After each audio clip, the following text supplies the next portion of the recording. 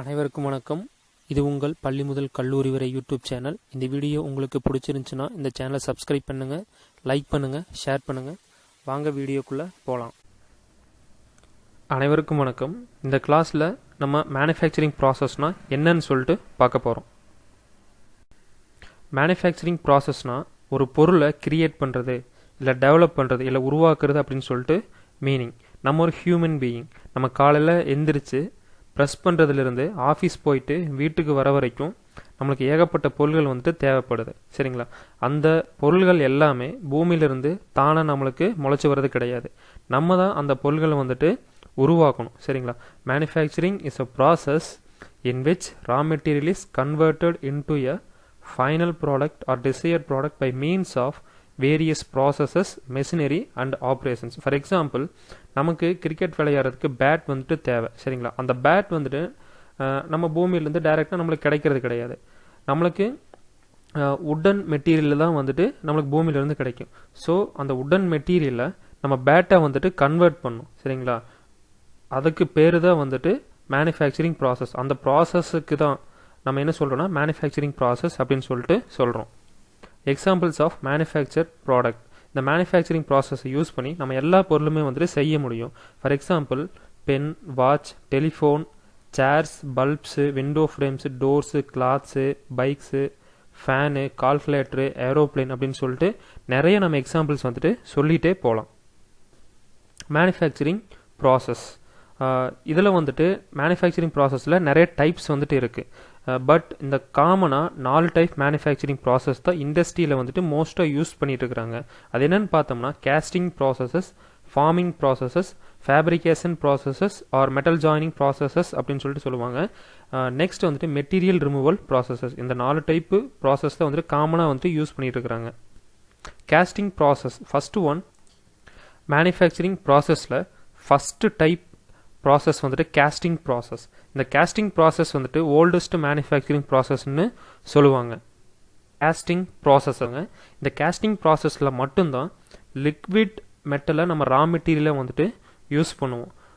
இந்த ப்ராசஸில் ரா மெட்டீரியலை மெல்ட் பண்ணிவிட்டு அந்த மெல்ட் பண்ண ரா மெட்டீரியலை ஒரு மோல்டு கேவிட்டிக்குள்ளே ஊற்றிடுவாங்க. மோல்டு கேவிட்டின்னு ஒன்றும் கிடையாது, அச்சுன்னு சொல்லிட்டு சொல்லுவாங்க. நம்மளுக்கு எந்த மாதிரி ஷேப்பில் ஒரு ப்ராடக்ட் வேணுமோ அதே மாதிரி ஒரு ஷேப்பை செஞ்சு, ஓகேங்களா, ஒரு ஷேப்பை செஞ்சு அதுக்குள்ளே மோல்டன் மெட்டலை ஊற்றணும். ஊற்றிட்டு அந்த மோல்டன் மெட்டல் ஃபுல்லாக சாலிடாக மாறுற வரைக்கும் கூல் பண்ணிவிட்டு ஃபைனலாக நமக்கு தேவையான அந்த ப்ராடக்டை வெளியே எடுத்துக்கலாம். இதைத்தான் வந்துட்டு கேஸ்டிங் ப்ராசஸ் அப்படின்னு சொல்லிட்டு சொல்லுவாங்க. Casting process is a process in which raw material is melted and heated to a desired temperature and poured into a mold cavity. After solidification of the molten metal in the mold cavity, the final product is taken out. This process is called casting process னு சொல்லுவாங்க. இங்கே பார்த்தீங்கன்னா இந்த டயக்ராமில் இது வந்துட்டு molten metal, ஓகேங்களா? மெட்டலை ரா மெட்டீரியலை உருக்கி நம்ம மோல்டன் ஸ்டேட்டில் வந்துட்டு வச்சுருக்கிறோம். இந்த மோல்டன் மெட்டலை இந்த மோல்டு கேவிட்டிக்குள்ளே வந்துட்டு நம்ம ஊற்ற போகிறோம், சரிங்களா? இந்த மோல்டு கேவிட்டிக்குள்ளே ஊற்றிட்டு இது சாலிடிஃபை ஆகிற வரைக்கும் வெயிட் பண்ணும். வெயிட் பண்ணதுக்கப்புறம் இந்த மோல்டை நம்ம என்ன பண்ணலாம், தட்டி எடுத்துட்டு ஃபைனலாக நமக்கு தேவையான ஒரு ப்ராடக்ட் வந்துட்டு எடுத்துக்கலாம். ஃபார் எக்ஸாம்பிள், தம்பிள் வந்துட்டு நம்மளுக்கு வந்துட்டு தேவை, சரிங்களா? இந்த தம்பிள் வந்துட்டு தேவை. அதே மாதிரி ஒரு மோல்டை கிரியேட் பண்ணி அதுக்குள்ளே நம்ம மோல்டன் மெட்டலை ஊற்றிட்டு அது சாலிடிஃபை ஆனதுக்கப்புறம் நம்ம ஃபைனலாக தம்பலாக வந்துட்டு வெளியே எடுத்துக்கலாம், சரிங்களா? இதைத்தான் நம்ம என்ன சொல்லுவோம்னா கேஸ்டிங் ப்ராசஸ் அப்படின்னு சொல்லிட்டு சொல்லுவோம். இதில் வந்துட்டு நிறைய டைப் வந்துட்டு இருக்குது. First one shell mould casting, precision investment casting, plaster mould casting, permanent mould casting, die casting, centrifugal casting அப்படின்னு சொல்லிட்டு நிறைய டைப்ஸ் வந்துட்டு. நெக்ஸ்ட் டைப் பார்த்தீங்கன்னா forming process. Forming process is a solid state manufacturing process. Casting ப்ராசஸில் நம்ம என்ன பண்ணோம்னா ரா மெட்டீரியலை வந்துட்டு மெல்ட் பண்ணிட்டோம், ஓகேங்களா? பட் இங்கே வந்துட்டு அந்த மாதிரி மெல்ட் எல்லாம் பண்ண மாட்டோம். சாலிட் ஸ்டேட்லேயே தான் நம்ம ரா மெட்டீரியலை வந்துட்டு யூஸ் பண்ணுவோம். In forming process metal is heated to a desired temperature and then sudden pressure or steady pressure is applied on the raw material to form a desired shape அப்படின்னு சொல்லிட்டு சொல்லுவாங்க. ஃபார் எக்ஸாம்பிள், இந்த மாதிரி கியூப்ல நமக்கு ஒரு raw material இருக்குது, சரிங்களா? But ஆனால் நமக்கு தேவை இந்த மாதிரி ஒரு சர்க்குலர் பிளேட் வந்துட்டு தேவை. அப்போனா என்ன பண்ணுறாங்கன்னா இந்த ரா மெட்டீரியலை ஹீட் பண்ணுறாங்க.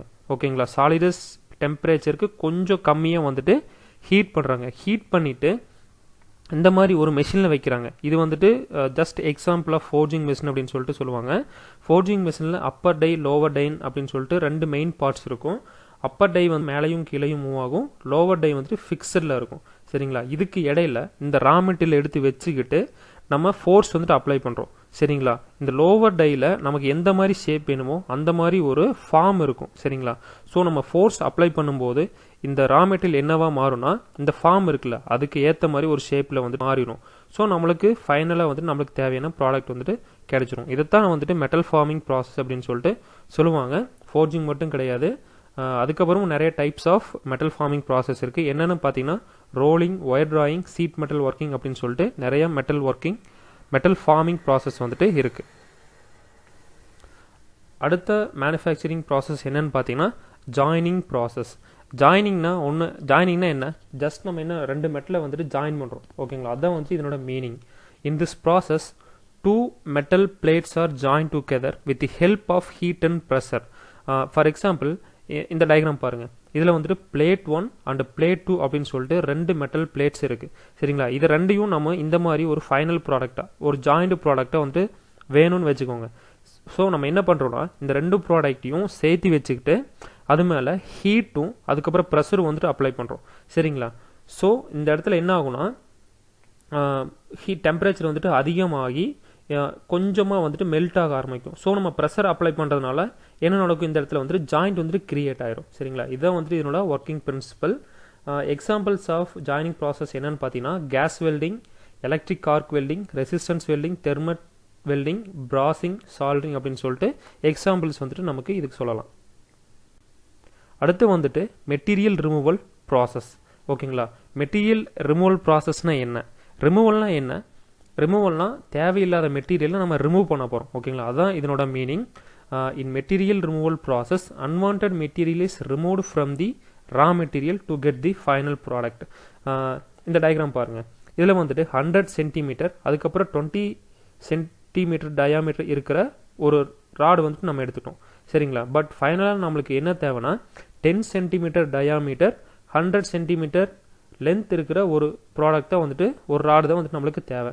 ஸோ நம்ம என்ன பண்ண போகிறோம்னா 10 சென்டிமீட்டர் வந்துட்டு இதிலிருந்து நம்ம ரிமூவ் பண்ண போகிறோம்.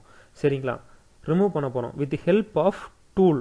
ஓகேங்களா, இதைத்தான் நம்ம என்ன சொல்லுவோம்னா வந்துட்டு மெட்டீரியல் ரிமூவல் ப்ராசஸ் அப்படின்னு சொல்லிட்டு சொல்லுவாங்க. இதுக்கும் நிறைய எக்ஸாம்பிள்ஸ் இருக்குது. அது என்னென்னு பார்த்தீங்கன்னா turning, drilling, shaping and planing, milling, grinding, broaching, sawing அப்படின்னு சொல்லிட்டு நம்ம இதுக்கும் நிறைய எக்ஸாம்பிள்ஸ் வந்துட்டு சொல்லலாம்.